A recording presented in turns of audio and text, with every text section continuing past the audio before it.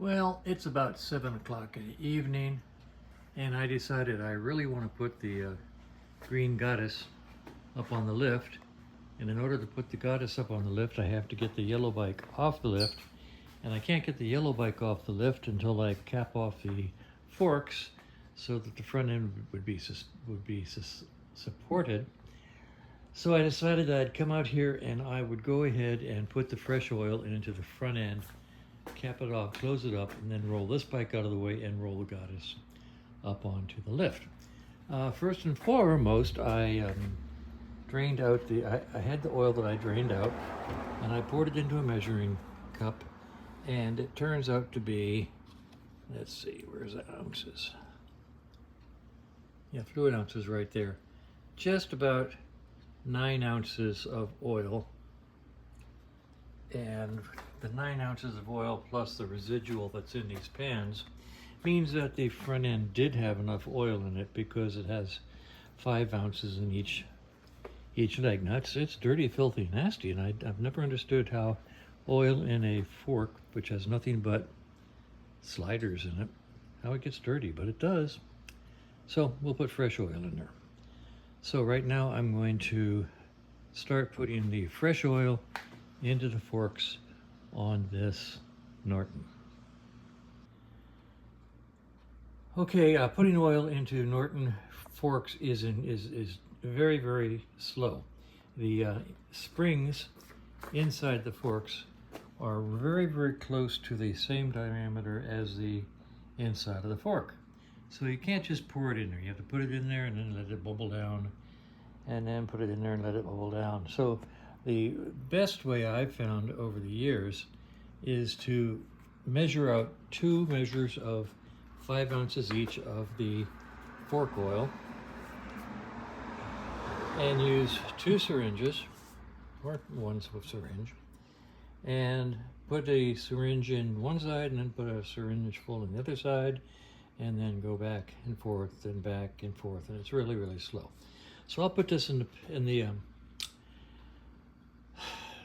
camera holder, tripod, a little bit, and let you watch me do 1 or 2, and then I'll turn it off because you don't want to watch this whole process, because it takes a long time. Okay, so let's just do this. There we go. All right, here we go.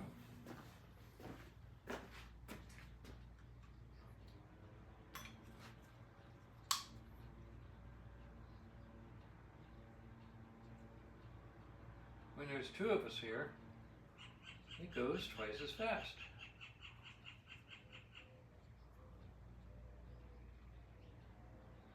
I have a nice syringe full. We'll put this in the left side.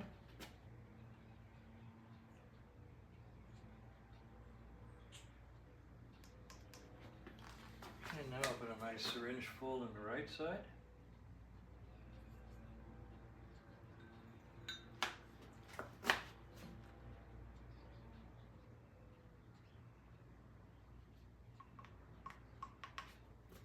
And now back to the left side.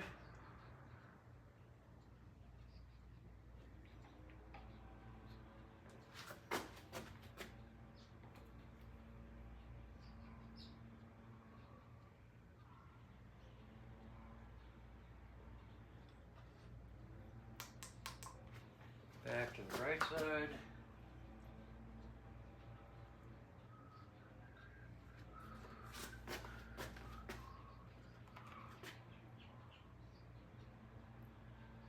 And we keep doing that ad nauseum until we put 5 ounces of oil in each fork. So boring. Okay, I've got 5 ounces of oil in each of the fork legs. I'm going to let the jack down some to lower the bike, and that will push the springs up in the air so I can put the instruments over the springs, and then put the cap on the damper rod and tighten it down with the locking nut. Let's just turn around here and I'll show you something I've talked about before, being a grouchy old man. Listen, listen, listen to what's in the far distance. Somewhere up in that area, somewhere in the 3 to 5 blocks up that way.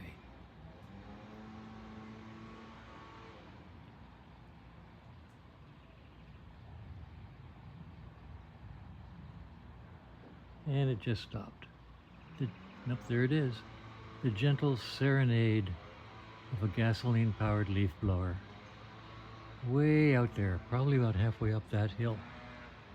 And I get to listen to it way down here. And I am a grouchy old man. I know it, I know it, I know it, I know it. And I ride a Norton that has Dunstall DB mufflers on it. I know it. But that bothers me a whole lot. It's my quality of life, and he's messing with it. Okay, back over here. Let's set this up so you can see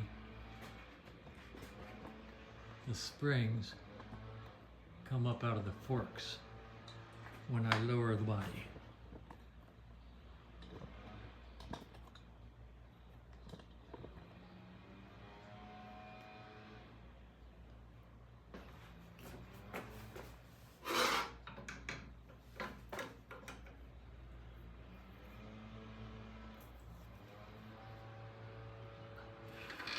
There they are, right where we can get at them.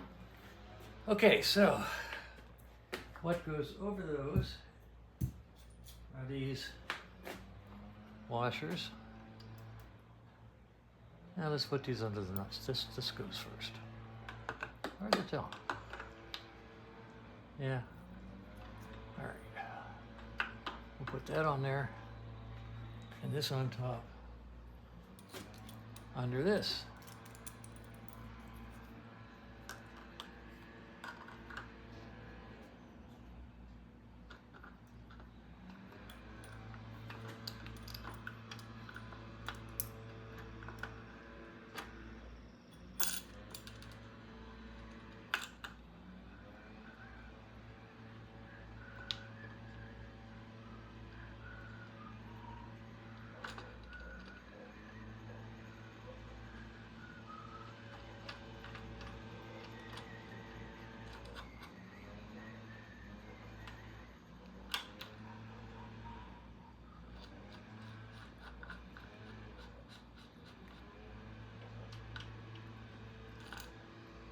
Okay, so he's down against the lock nut. This is a 9/16 thin wrench that'll fit in here and grab that locking nut. And we've got our monster wrench up here that I can hold the big nut with.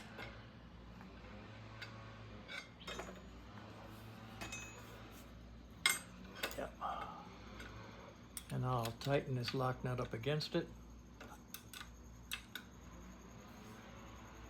All right, now we could try pushing that down. It ain't gonna work. What we're gonna do is we're gonna jack the bike back up and grab it. But I'm gonna do both sides to this extent and then jack the bike up in order to grab the threads. So I'm gonna go do the other side. All right, both fork caps are in place. I'm gonna raise up the bike so that they go down, and I'll try to catch the threads, which is fraught with danger. Fraught, I say, fraught. You have to be real careful because they're really fine threads and they love to cross thread. So you get them down really, really close and then try to push them down the rest of the way by hand. So let's see what happens.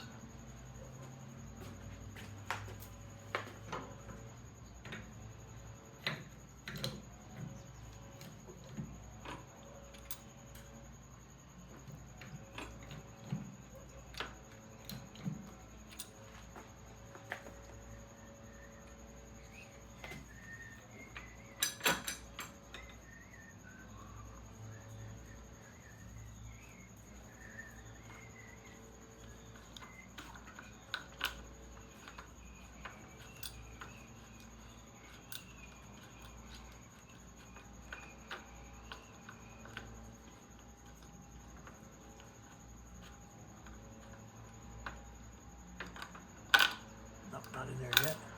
Let's try this side. Nothing says this should go down evenly.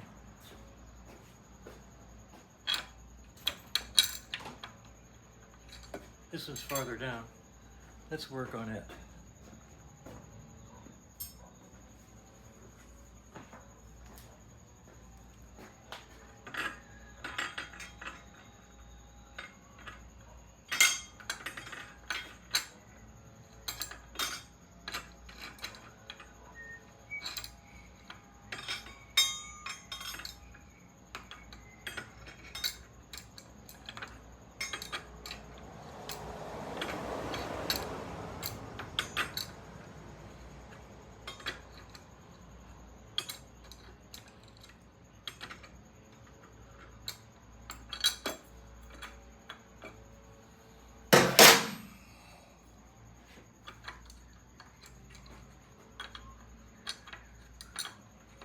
Yeah, that's caught nicely.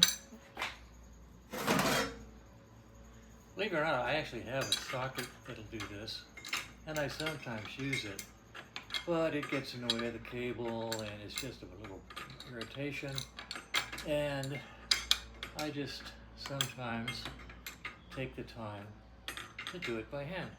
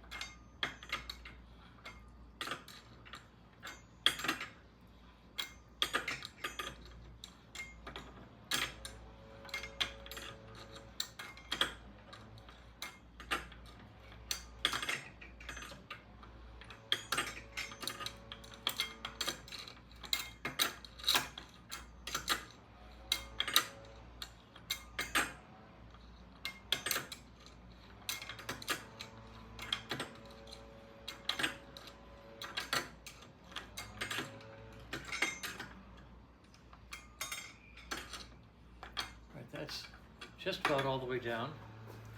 I'll try to catch this side, and then you don't have to watch the rest.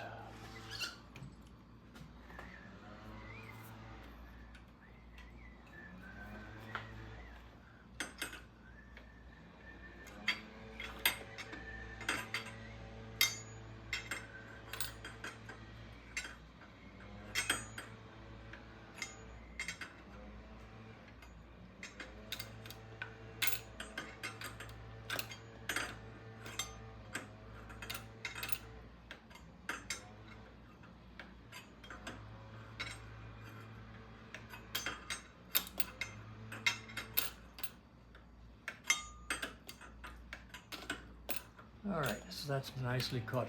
I'm not going to make you watch the rest of this. It gets real boring real fast. But I'm going to tighten these down. All right, well, the bike is back on its wheels, and the fork caps are about 90% tightened all the way.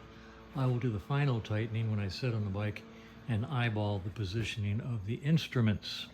So right now, I'm just going to go ahead and take the bike off the lift and put the green bike on so I can look for the oil leak tomorrow. Or maybe when it gets a little darker, I might do it while it sits on its side stand right there. Who knows? And anyway, I'm going to take this one down, put it over to the side so I have the lift free for whatever I want to do with either this bike or the green bike. Okay? We're done for the night. On the other hand, it is 20 to 8. And my good buddy up on the hill is still blowing leaves. Ah, the joy. Beautiful, quiet Arizona evening, listening to a leaf blower. Yep, there he goes.